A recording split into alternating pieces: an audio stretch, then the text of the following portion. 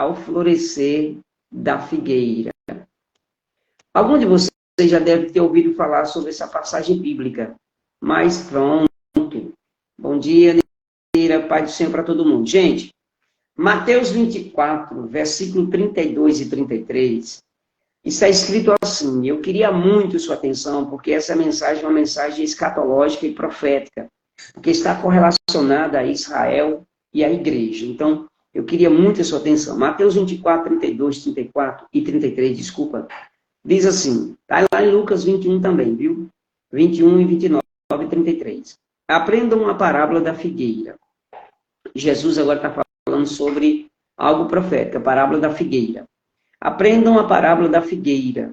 Quando já os seus ramos se renovam e as folhas brotam, vocês sabem que o verão está próximo. Aí ele acrescenta, assim também vocês, quando virem todas essas coisas, que coisas são essas? Tudo que Jesus falou em Mateus 24, tá certo? Sobre a questão de eventos, a questão da questão das catástrofes, da questão dos sinais da sua volta. Ele continua dizendo o seguinte, saibam que está próximo às portas. Em verdade vos digo que não passará essa geração sem que isso aconteça, passará o céu e a terra, mas as minhas palavras não passarão. Ao florescer da figueira, vamos começar primeiro, irmãos. Isso, vou tentar fixar aqui, tá bom? Fixar aqui. Alguém coloca para mim não perder tempo aqui? Ao florescer da figueira, Mateus 24, tá bom? Aí, quando você colocar aí, eu pego e clico em cima e fixo também, tá bom? Ao florescer da figueira. Oséias, capítulo de número 9, eu até escrevi aqui no computador para ficar melhor para mim não ficar tão perdido, tá bom? Mateus, capítulo de número 20, ou melhor, Oséias, capítulo de número 9, e versículo de número 10, está escrito assim. Depois que eu li esse texto, a gente inclui, além dela, tá aqui. Oséias, capítulo de número 9, eu vou ler na Bíblia porque a minha tradução é melhor aqui. Oséias, capítulo 9, se você puder pegar Oséias, capítulo 9, e versículo de número 10 diz assim. Pronto, já está fixado. Pronto, vamos lá. Diz assim o texto, versículo 10 do capítulo 9 de Oséias. É muito fácil encontrar Oséias, gente. É depois de Daniel, tá certo? Ezequiel, Daniel e Oséias. Encontrei Israel como uvas no deserto. Vi os pais de vocês como as primícias da figueira nova. Mas eles foram para Baal-Peor, consagraram-se à vergonhosa idolatria e se tornaram tão abomináveis como aquilo que amaram. E aí o texto é sugerido como um texto áureo de que Cristo está falando para Israel. E aqui é uma coisa muito linda, gente. Vamos para cá. Jesus, em Mateus 24, 32, até o 35, mas principalmente 32, 33, diz o seguinte. Aprendei, pois, a parábola da figueira. Quando já os seus ramos se renovam e as folhas brotam, sabeis que está próximo o verão. Assim também, vocês, quando virem todas essas coisas, sabeis que está próximo às portas. Quando Jesus faz referência a esse texto, a gente remete justamente à história de Israel. Israel é um termômetro de Deus para a igreja. Vou explicar. A igreja, em Mateus 24, não se encontra arrebatamento na igreja. Mateus 24 é justamente uma questão de ensinamento de Jesus a respeito de Israel, sua restauração espiritual, nacional e também cultural, ou chamado também de nacional, e Cristo está relacionando Israel como um relógio da escatologia. Eu já vou até adiantar aqui, para que ninguém possa ficar perdido, tá bom? Israel, ele é observado por Deus também como um relógio e como a figueira. Para o relógio da escatologia, Israel nos apresenta o tempo. Que tempo é esse? O tempo próximo da volta de Jesus. E como a figueira? Como observação na restauração de Israel nos dias de hoje. Eu escrevi no meu livro, eu vou ver se eu encontro a página aqui, mas eu escrevi no livro sobre o terceiro templo de Israel, que já está para ser reconstruído. Inclusive, eu já passo para vocês aqui, dar os créditos todo ao canal dela, o canal da Aline Israel com a Aline. eu já indiquei isso para muita gente. Quem quiser entrar no canal da Aline, vai no YouTube e entre no canal Israel com a Aline, ok? E você procura acho que é um vídeo completo que tem lá sobre Israel, ok? Então, partindo desse princípio, a gente vai entrar na história. Israel foi uma promessa de Deus feita a Abraão. Eu não vou entrar muito em detalhes, porque, como eu disse a você, a história é muito longa, e eu precisaria de muito mais tempo. Eu até trouxe umas revistas que eu vou mostrar para vocês, que são base do meu estudo, está aqui, ó. Essas aqui são as minhas revistas, onde eu estudo sobre Israel, que é Chamada da Meia-Noite e Notícia de Israel. Então, nós vamos falar em muitas lives sobre alguns artigos dessas revistas aqui. Por exemplo, a base bíblica para a volta de Cristo, tá certo? O noivo esquecido, as 4 taças, tá certo? Da Santa Ceia de Israel. A gente vai falar sobre Israel como um termômetro de Deus para a volta de Cristo. Vai ter muito tempo para a gente falar. Então, vamos para cá primeiro, tá bom? Definição. O que é figueira? Conhecida como ficus, são plantas geralmente árvores do gênero ficus da família Maroceaceae ou Maraceaceae. Há cerca de 700, mais de 700, na verdade, existe mais de 700 espécies de figueiro no mundo. Nas regiões de clima mais ou menos tropical e subtropical, onde há água, sempre tem uma figueira, tá certo? Na Bíblia, ela é apresentada como a 3ª planta mais citada na Bíblia Sagrada. E você vai ver que existe muitas linguagens que Jesus usa, e Deus usa também, os profetas, na relação de Israel com uma dessas árvores, a figueira, a oliveira e também a videira, tá certo? Ok, partindo desse princípio, então Jesus diz o seguinte, olha, foi as folhas dela que cobriu a nudez de Adão e Eva, lá no princípio do Gênesis, capítulo 3, versículo 7. Jesus também contou, vendo a uma figueira que não dava fruto já há 3 meses, já tinha passado do tempo. Então Jesus entendeu que ela era estéril e Jesus mandou cortar ela. Zaqueu, quando foi procurar Jesus, subiu numa figueira brava, tá certo? Que é uma das características da sua época. O seu significado ao longo da história. O significado da figueira ao longo da história de Israel e também ao longo da história da antiguidade significava prosperidade, abundância, castidade, segurança, imortalidade e paz. E esses pré-requisitos que existiam em torno dessa árvore, em torno dessa planta, deu a entender que Israel tinha como símbolo mesmo a figueira. Presta atenção. Israel é considerado o povo mais rico do mundo, os mais intelectuais, e um povo de uma nação bem pequenininha, para vocês terem uma ideia. Israel é do tamanho do estado de Sergipe, gente. Quem foi em Sergipe, quem foi um dia em Sergipe, no estado de Sergipe, Seição entrou, professora Seição. Quem for hoje em Sergipe, o estado de Sergipe, ou melhor, Israel é do tamanho do estado de Sergipe. É um país pequenininho. E você vê que é um país que quer sair de rotação, ou seja, o mundo quer destruir Israel por causa disso. Então, além da oliveira, da figueira e do espinheiro, a figueira é uma ilustração de Israel no judaísmo, ou seja, do judaísmo. Essas 4 árvores que eu citei aqui, que é justamente a figueira, a videira, a oliveira e também a outra árvore, que é o espinheiro, elas são citadas na Bíblia como representação do povo judeu. E aí eu preciso trazer essa notícia para vocês aqui, gente. A Bíblia, quando fala de figueira, oliveira e videira, ela tem características principais ao povo de Israel. Vou explicar para vocês. A videira, ela simboliza os privilégios espirituais de Israel. Se vocês quiserem anotar isso, é muito importante para você, tá bom? Simboliza os privilégios espirituais de Israel. O quê? A videira. A videira representa os privilégios espirituais de Israel com Deus.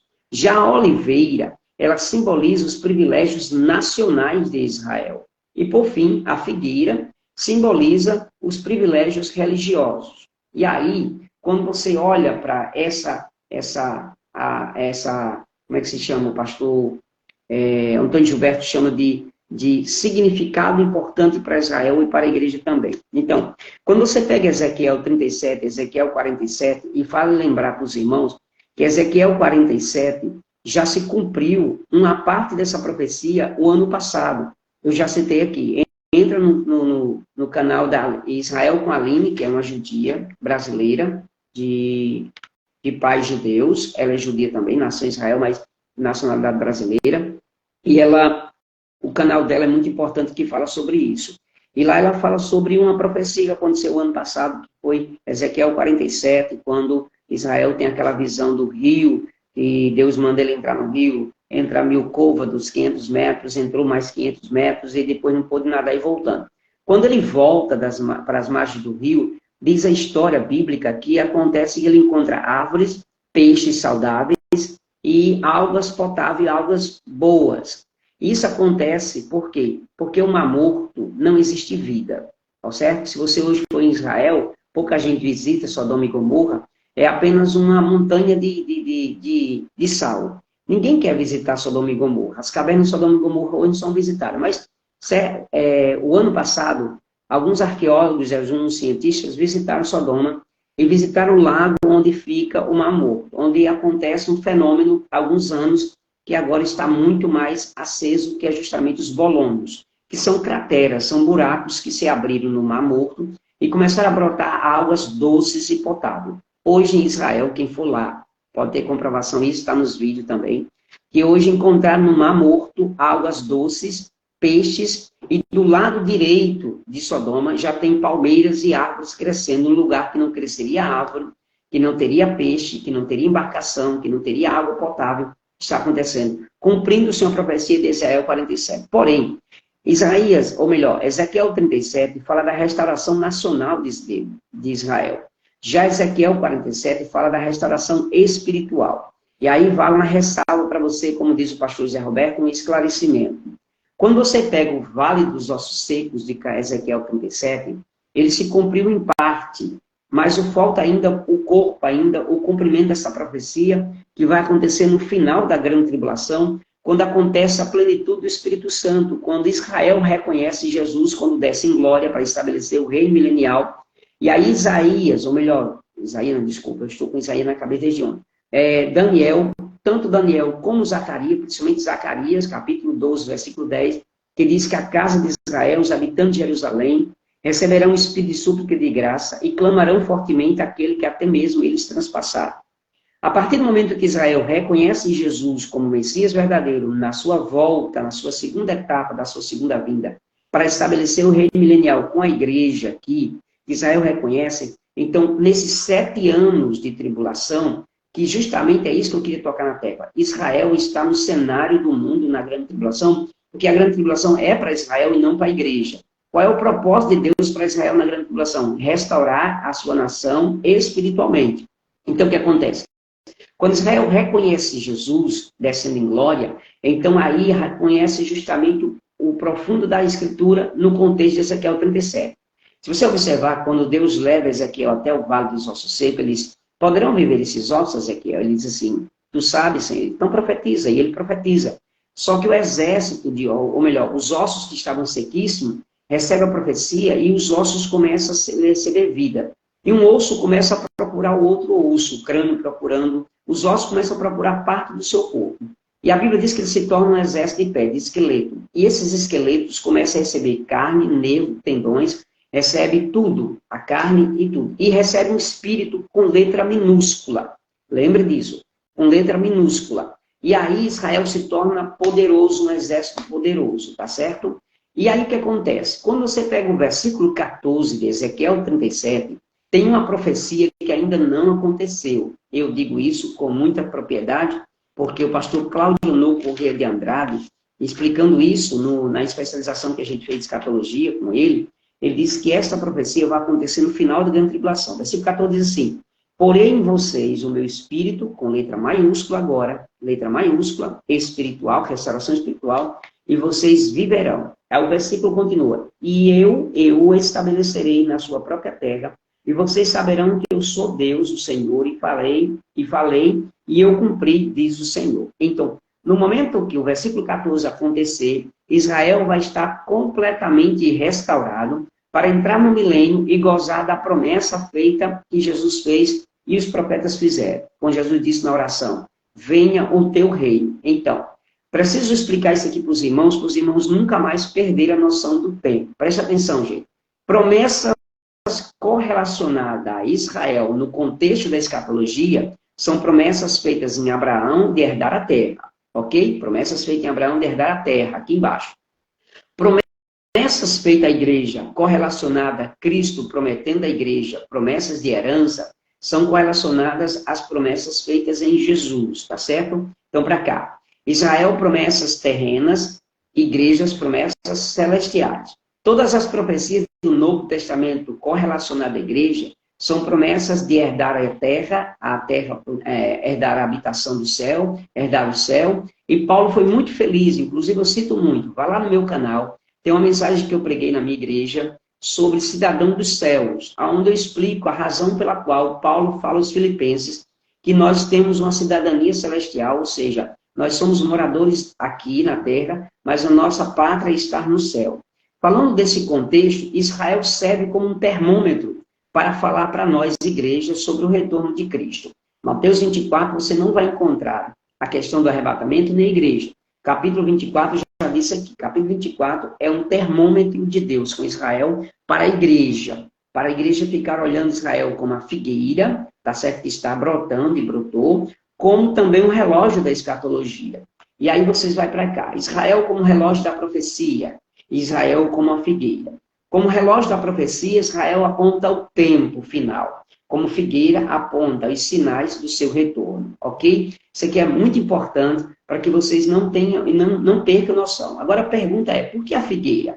Deus, irmãos, usou Israel para revelar sua vontade e trazer salvação ao mundo. Todo mundo sabe disso. A construção do capítulo de número 9 de Oséias, que eu li para vocês aqui, e o versículo de número 10, quando ele diz o seguinte, eu acabei de ler para vocês aqui, mas vou ler de novo, só isso aqui, ó. Oséias, capítulo de número 9, versículo 10. Encontrei Israel como uvas no deserto, vi os pais de vocês como a primícias da figueira nova, mas eles foram para Baal-Peor, consagraram-se às vergonhas ou envergonhadas idolatrias e se tornaram abominável como aquilo que amaram. Então Israel abandonou o princípio da sua lógica, que seria obedecer a Deus, e aí Deus estabelece a vinda de Cristo para estabelecer um plano. Jesus disse, eu vim restaurar o que se havia perdido, isso para os judeus. Eu vim para os que eram meus, mas os meus não quiseram. Então, abre-se uma porta da graça, no versículo 12 do capítulo 1 de João, e aí diz, mas todos aqueles que reconhecem eu como Jesus, o Filho de Deus, eu vou tornar ele agora filhos por adoção, tá certo? Eu já disse em uma live aqui, mas vou repetir bem rapidinho. Existem 5 tipos de filho, tá certo? Essa é uma abordagem teológica, mas isso aqui não está nas escrituras, não. Mas, ou melhor, está na escritura, mas não está nessa sequência. Filho de criação, anjos, filho de formação, Adão, filho de eleição, Israel, filho de adoção, a igreja, e filho unigênito, Jesus. Então, os filhos de adoção, que é a igreja, que são formados de gentios judeus consagrados e convertidos a Cristo, tornam de igreja, eles tiveram agora uma particularidade nessa profecia. Qual? Olhar Israel como um termômetro, olhar Israel como um relógio, olhar Israel como uma figueira. E por isso, a Bíblia nos alerta sobre isso aqui. Observe isso aqui que é muito interessante, num artigo que eu encontrei, Notícia de Israel, eu mostrei para vocês aqui, ó, as minhas revistas, aqui, ó, as minhas revistas, eu faço estudo de Israel diariamente, tá certo? E acompanho as profecias de Israel por causa do contexto da escatologia bíblica. Vamos para cá.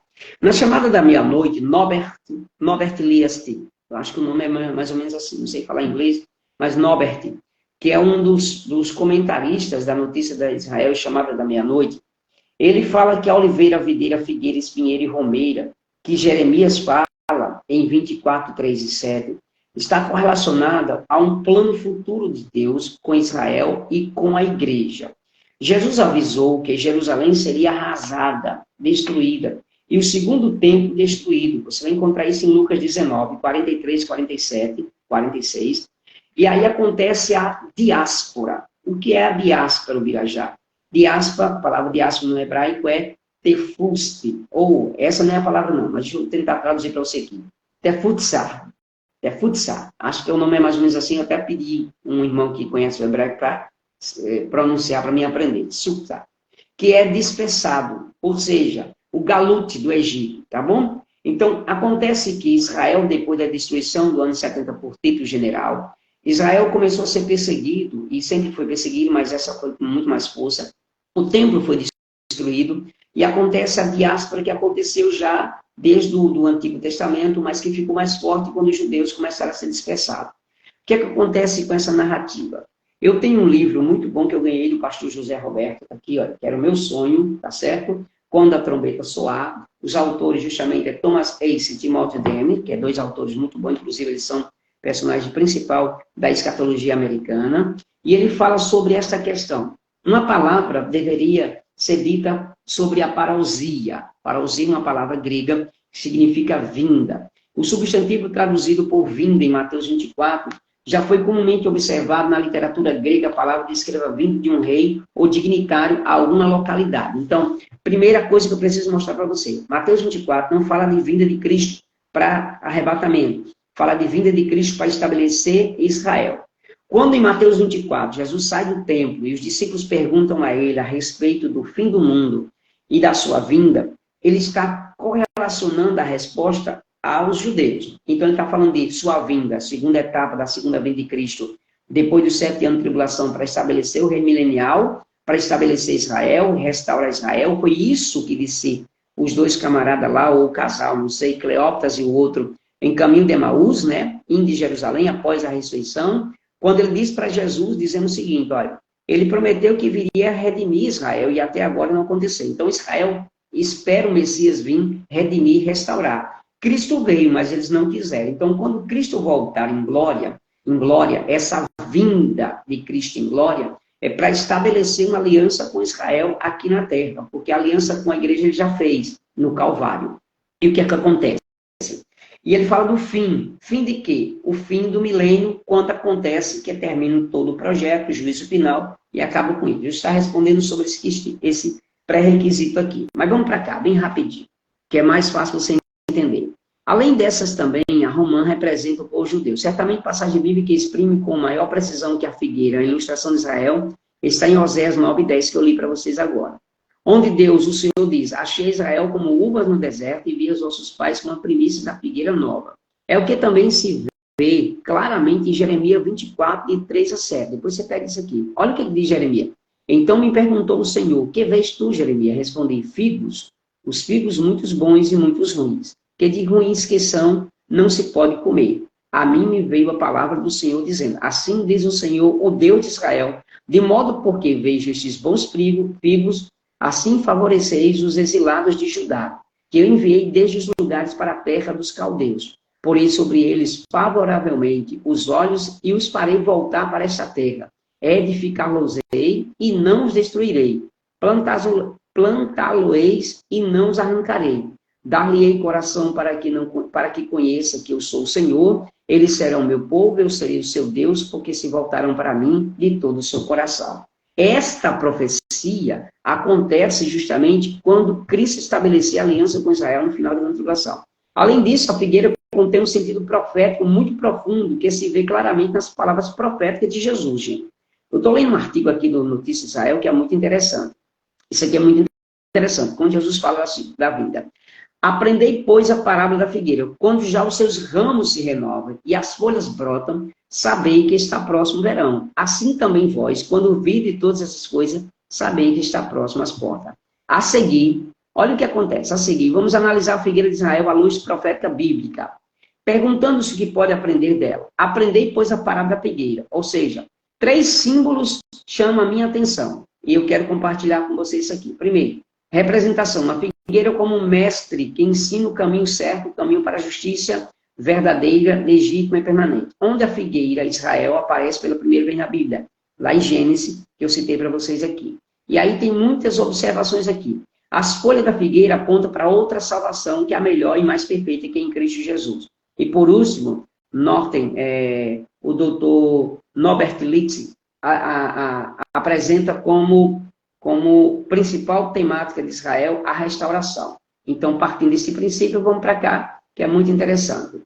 Em 1948, a Bíblia diz em 14 de maio de 48, fez 75 anos agora, de Israel como Estado independente, diz que muitas perguntas foram feitas durante os tempos sobre esta profecia. Mas vamos remeter um pouco, um ano antes.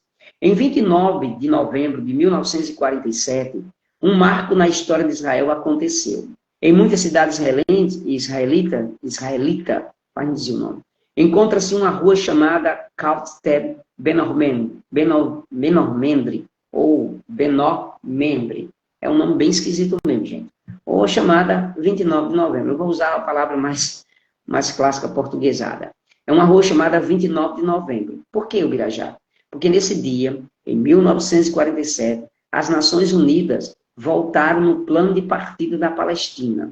Em maio de 48, em maio de 2018, desculpa, em maio de 1918, quando Israel comemorou o 70º ano de sua existência, do dia da independência de Israel, nesse mesmo ano, ou seja, acontece a grande lembrança de Israel sob o marco da sua história. Mas nesse ano ainda há um outro evento que muitos veem como um dos marcos mais importantes no caminho para a fundação do Estado de Israel, ou como fundação do Estado judeu.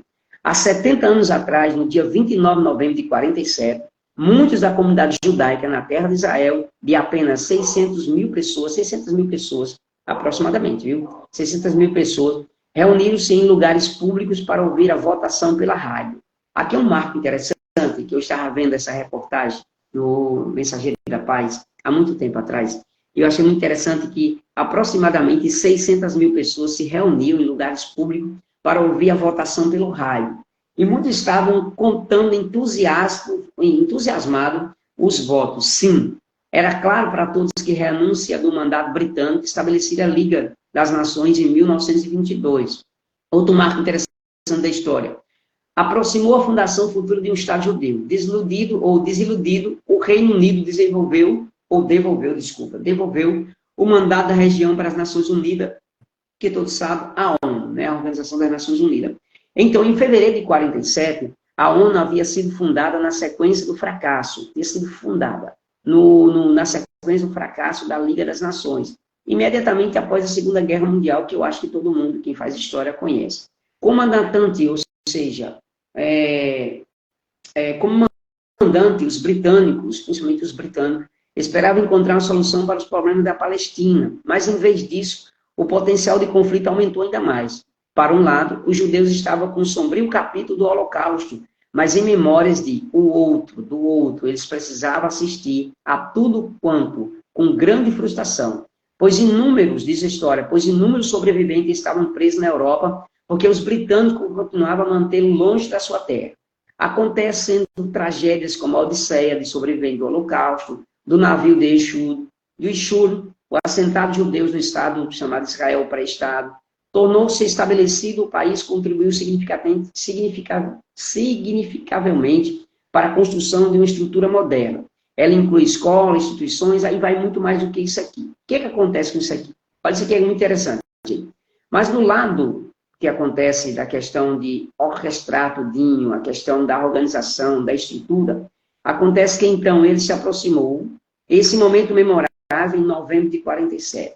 Foi precedido pelas avaliações do Comitê Especial das Nações Unidas para a Palestina, que é chamada UNESCO, da sigla original, os 11 Estados-membros do Comitê da ONU, que representa a organização mantida a conversa com ambos os lados, seja entre outros, como a Agélia, né, ou Agélia, como a agência judaica e Alto Comitê Árabe, e também fizeram viagens à região do Alto Comitê Árabe e rejeitou a cooperação desta união, dessa sigla.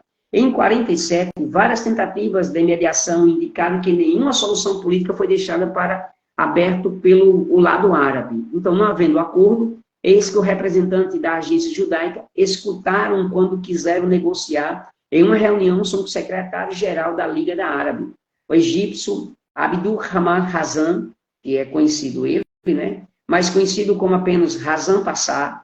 O mundo árabe não estava de acordo a fazer qualquer compromisso, nenhum compromisso. Então, sua proposta pode parecer razoável e lógica exatamente, mas o destino dos povos não é decidido pela lógica e razão. Os povos não faziam concessão, eles lutam, mas vamos tentar vencê-lo. Não temos certeza que teremos sucesso, mas tentaremos. Conseguimos combater as cruzadas. Por outro lado, perdemos a Espanha e a Pérsia. Talvez possamos perder a Palestina, mas definitivamente é tarde demais para falar sobre soluções pacíficas. E aí acontece que mais tarde, finalmente, entre as 10 abstenções, os 13 votos contrários, um total de 33 vezes o esperado. Sim, os judeus foi ouvido. Não só em Israel, mas em todo o mundo. Judeus estouraram em júbilo e em Tel Aviv, bem como em Kibutzi. Os habitantes judeus da área ainda mandaram dançando nas ruas, mas em breve iriam cair os primeiros tiros colocando. O que acontece? Em 14 de maio de 1948, a guerra da independência de Israel, israelita. Enquanto a liderança do futuro Israel, os judeus adotou o plano de partida da ONU, apesar da quebra do território, a Bíblia diz que Israel é assinado um acordo. Oswaldo Aranha, um brasileiro, assinou, e Israel pela primeira vez se tornou agora a figueira estava florescendo. E aí eu preciso concluir essa mensagem esta manhã para vocês, porque a gente vai seguir ainda falando de muito sobre Israel. O que é que acontece com isso? Eu até escrevi ontem, isso aqui muito interessante. Em 14 de maio de 1948, há 75 anos atrás, Israel se tornou um Estado independente, e aí acontece que todos começaram, os judeus, a voltar de terras britânicas, da Europa, da Ásia, da África, de todos os continentes do mundo, voltando para a sua terra, para justamente agora celebrar a retorno de uma profecia de Jeremias, que dizia que Deus traria de volta o seu povo. Então Israel voltou, aí Jesus usou essa parábola dizendo, quando vocês virem que os ramos da figueira estão brotando, sabei que já chegou o verão. Então assim também será quando vocês observarem Israel florescendo, Israel sendo restaurado, observar o tempo, observar os sinais, que eu já estou voltando para buscar minha igreja. Foi nesse ano que um autor chamado Samuel Cohen, ou Cohen, né, que é a tradução também do hebraico, ele escreveu o hino de Israel. E eu não vou cantar, porque eu não sei cantar, mas é muito linda a letra desse hino, que é chamado Cadiva. Eu até inseri ele numa conferência missionária, onde uma cantora chamada Emanuele cantou esse hino, Cadiva, Esperança de Israel. Em 1948, os habitantes judeus na área ainda mandaram dançando as ruas, mas em breve iriam cair os primeiros tiros. Mas a Bíblia diz que depois de muito tempo, eles começaram a triunfar, e a ONU, a Organização das Nações Unidas, a Comissão Israelense da ONU, tinha 4 reservas para dizer para eles que eles agora eram uma nação poderosa sobre a terra. Gente, por favor, me escute isso aqui. Jesus, quando está falando sobre este sinal, ele está falando para mim e para você sobre algo muito poderoso chamado a diáspora. O fim predito que Jesus falou, o Senhor primeiro lança um longo olhar até o fim, e a Bíblia diz que então começa outra vez com mais particularidade e prediz o destino de Israel. As guerras e distúrbios que havia de seguir imediatamente não era o fim. Jesus está falando em Mateus 24, primeiro em diante, falando justamente até chegar à questão da figueira. Poucos anos depois, no ano 70, depois de Cristo, o general Tito invadiu e destruiu Jerusalém. Essas guerras começaram a terminar a destruição do templo e a cidade e a dispensação dos judeus.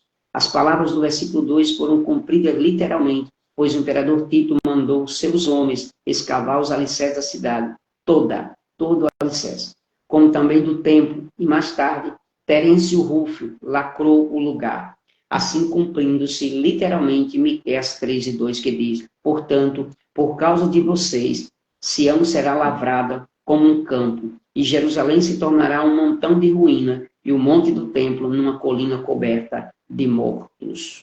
Gente, isso aqui é muito bonito de ler, mas Israel passou por muitos perrengues da história. Mas por isso que termina ele falando sobre olhar para a figueira. Um olhar especial para Israel. Eu aconselho todo mundo que está assistindo essa live, seja assinante do Mensageiro do Notícia de Israel e Chamado da Meia-Noite, para você acompanhar as profecias. O Birajara, muitas pessoas perguntam, Birajara, como é que você acompanha as profecias escatológicas com mais facilidade? Israel como um termômetro, como um relógio, como uma figueira. E eu preciso terminar essa live dizendo para você, Israel tem um hino oficial de Israel, que é cantado, é o hino oficial de Israel hoje, que é em português esperança, em hebraico cativa, tá bom? Kooba leva penima, nefesh hud koomia. E aí ele continua falando toda a linguagem. Se você pegar no YouTube e colocar o hino de Israel, você vai ouvir esse hino, Kooba leva penima, nefesh hud koomia. Esperança de Israel, enquanto no fundo do coração palpita ou palpitaram a alma judaica, e em direção ao Oriente, o olhar voltasse a Sião, na esperança ainda não está perdida. Nossa esperança ainda não está perdida. O hino continua dizendo, esperança de 2000 anos. de ser um povo livre em nossa terra, a terra de Sião e Jerusalém, de ser um povo livre de nossa terra, em nossa terra, a terra de Sião e Jerusalém. Enquanto no fundo do coração palpita uma alma judaica, em direção ao Oriente, o olhar volta-se a Sião, nossa esperança ainda não está perdida. E aí continua o hino, falando, repetindo várias vezes, sobre essa esperança que Israel tem. E para concluir nessa mensagem, nesta manhã para vocês aqui, quando você olhar para Israel, não olhe com um olhar apenas de tristeza por perseguições. Ela precisa passar por isso por causa da desobediência judaica. Mas eu preciso tratar isso aqui com você de forma muito explícita. Jesus disse, assim também vocês, quando virem todas essas coisas, sabem que está próximo às portas. Quais coisas? A figueira floresceu em 48. 75 anos que Israel voltou para casa. 75 anos que Israel ficou florescida. 75 anos que Israel está agora se restaurando nacionalmente, culturalmente, mas falta ainda a restauração espiritual. E o que é que acontece, Birajá? A Bíblia diz que o terceiro templo de Israel já está sendo quase construído, ou melhor, está quase não, já tem toda a planta, já tem toda a estrutura. Vou dar um conselho para vocês. Se alguém aqui, por acaso, for a Israel, visite o Instituto do Templo. Quando você entrar no Instituto do Templo, você vai encontrar todos os artefatos, vestes, todos os móveis do templo, do terceiro templo, todos já estão prontos, com exceção da Arca da Aliança, que ninguém sabe onde é que está, tá certo? Mas todos os utensílios do templo já estão prontos dentro do Instituto do Templo em Jerusalém. Na praça principal de Jerusalém, você vai encontrar um candelabro, tá certo? Um candeeiro, aquele que tem as 7 pontas, que estão no meio principal da praça, fechado blindado com vidro, tá certo? Que custou quase 5 milhões de reais, segundo pesquisas também, dado científico. Toda de ouro, o candelabro todo de ouro está na praça principal de Israel hoje, que será colocado no templo também, ok? Então, hoje em Israel, os grandes chamados judeus ortodoxos, eles acreditam que o Messias já está entre nós. E eles chegaram à conclusão de que o templo precisa ser construído. Porém, o local do templo é onde está o Domo da Rocha, a mesquita lá dos muçulmanos. Então, ao lado da mesquita tem um terreno que o primeiro-ministro britânico, né, Benjamin Netanyahu, já cedeu para eles construírem o terceiro templo.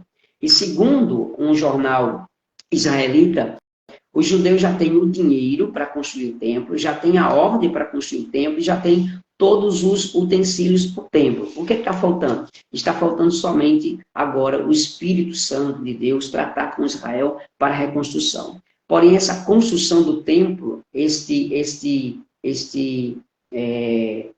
comentário que eu fiz para vocês agora sobre a construção do templo, aponta justamente para um aviso nosso.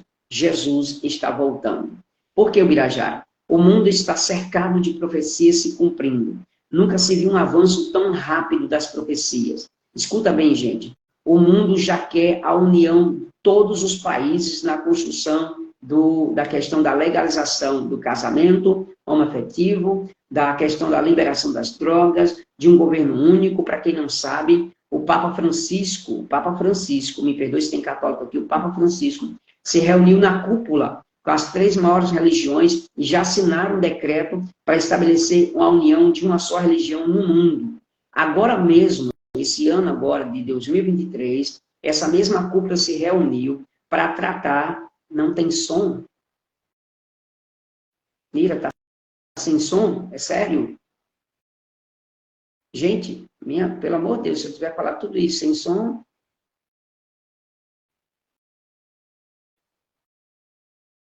Não acredito que não. Alguém me diga se está sem som, por favor.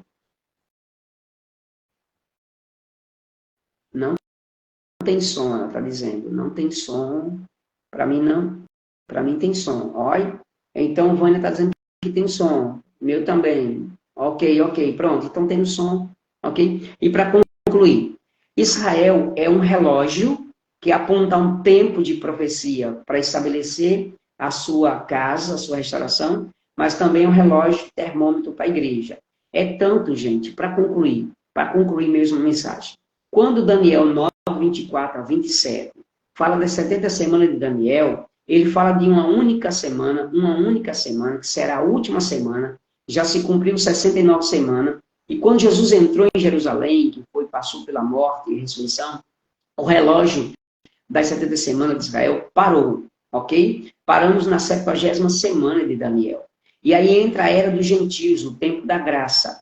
Que quando Cristo ressuscitou, ou melhor, quando Cristo arrebatar a igreja, o relógio volta a funcionar para se cumprir a última semana, que corresponde a 7 anos. As semanas de ano, não semanas de dia, tá certo? Quando você vê semana escatológica, ou seja, 70 semanas de Daniel, estamos falando de semana de ano, tá bom? Já se passaram 483 anos de cumprimento do profeta das 70 semanas de Daniel. Falta quanto, Birajara? Falta 7 anos, que completa 490, que é a soma, ou a multiplicação, desculpa, de 7 vezes 70. 7 vezes 70 dá 490 anos.